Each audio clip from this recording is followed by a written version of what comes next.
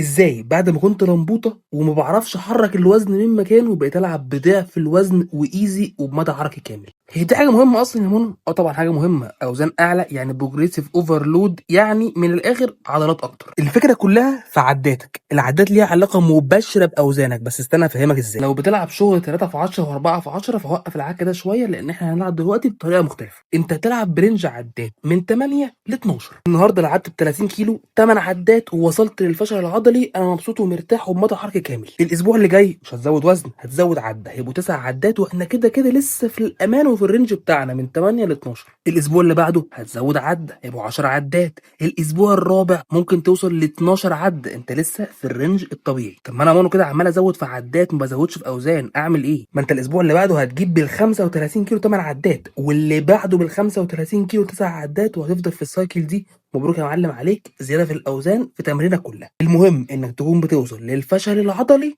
في كل التمارين.